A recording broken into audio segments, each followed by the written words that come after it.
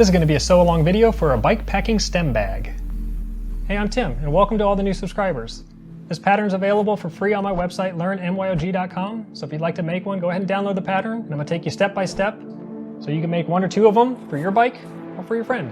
I'm going to start by preparing the front panel and pocket, as well as the back and bottom attaching the webbing daisy chain. This front pocket mesh has a little bit of a stretch to it, and I'm using a stretch binding across the top. For each of these three first panels, we're going to base stitch on the front sides of the fabric. The base stitching just means to sew within the seam allowance. On my bottom panel, I marked each of the quadrants and then aligned my center webbing.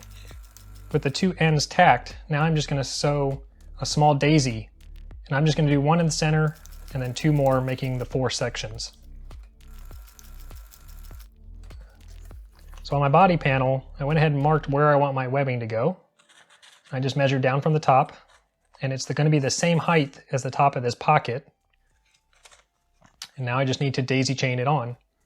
I'm going to do about every 1.5 inches or 2 inches.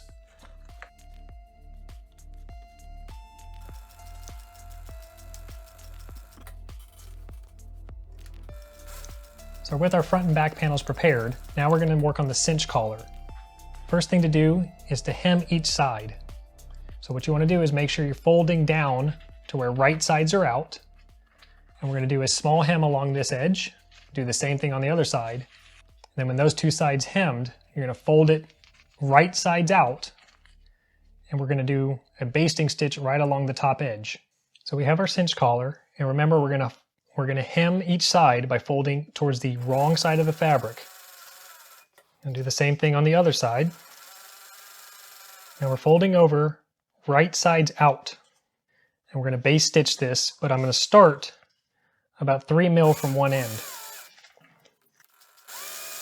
So with the collar basted, the whole point of starting about 1 inch from the end is that when this comes around the top of the bag, it can slide inside itself and give a nice finish to where the drawstring will come out.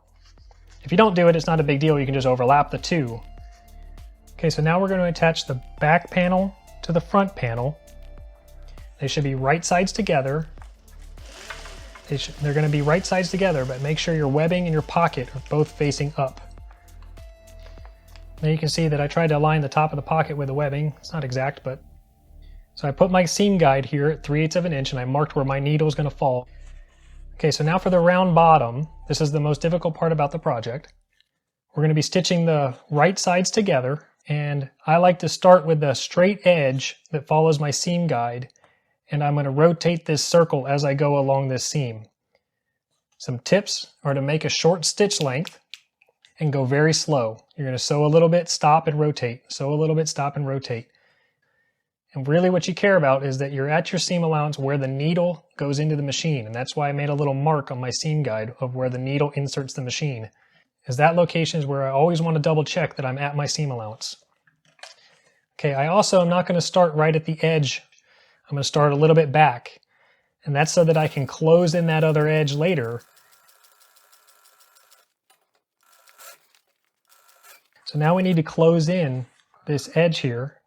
So some little hints here is you can go ahead and make a little relief cut in this in the straight part, because that's what you're going to be bending now to get around this curve. And just go slow again and force it into place, but you want to make sure you're getting your seam allowance correct.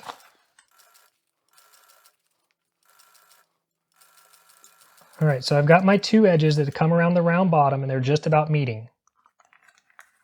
So I've aligned the opposite side of the back panel to the front panel. Put a clip there. And I want to set these corners together. And then I made a small relief cut in the round bottom where these are going to meet. And that's so I can pull this out of the way, and I'm not going to catch my round bottom when I start stitching here. Okay, so with this laid flat on the machine, I can feel where the bottom panel is going to meet these other two. That's where I'm going to put my needle. And I don't really care whether these two sides line up or not right now. I'm going to start stitching this, and then I'm going to force these into the correct seam allowance. But down here they might misalign, and that's because I may not have hit my exact seam allowance going around the circle, and that's okay. That's the whole point.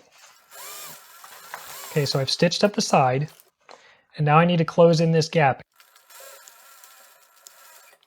So I was able to close that in at this seam, And you see that these two edges don't line up perfectly, and that's because I didn't nail my seam allowance all the way around.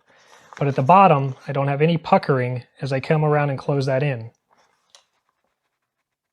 All right, so we flipped the bag right side out, and now I've clipped my collar onto the top edge and made sure that when it comes back around that there's a little bit of overlap.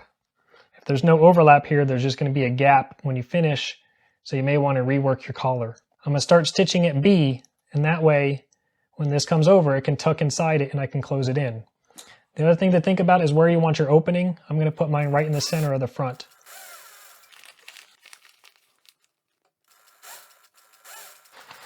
Okay, so I'm about to come back to the end. So what I want to do now is make sure that I arrange this end into the other end and I get a nice finish. To secure this, just do a little tack right inside the seam allowance at this location. Okay, so with the main body done, now we want to work on the liner. The liner is just the same thing. We're going to sew this round bottom onto this edge and then we'll close the edges in. So again, just don't start this panel directly at the edge. Give yourself a little bit of working room and pay close attention to your seam allowances. So you can see I went around the circle and I came all the way up to where the two sides are going to join. You can see these two ends here. Okay, so now I'm going to pull the bottom away so I don't sew over it. I'm going to make a small relief cut in the bottom panel where these fabric layers are going to join, just so it gets out of my way. Okay, so now with the bottom laying flat, I can just close in the remaining gap. So I closed in the gap. So if you do the same thing I did and forget to leave this gap open, all you got to do is put a tack on two sides of this stitch so where you can pull this out and it doesn't unravel the whole thing. Okay, so that's what the side should look like. You should have a nice gap here to where it's easy to pull the whole bag through that when you're done. Okay, so now to assemble the liner with the body. This is a step that confuses some people. What you want to do is you want to make sure your liner is wrong sides out. The body should be right sides out. And we're going to slide this in with the whole body lined up inside the liner. It's inside the liner, right sides touching.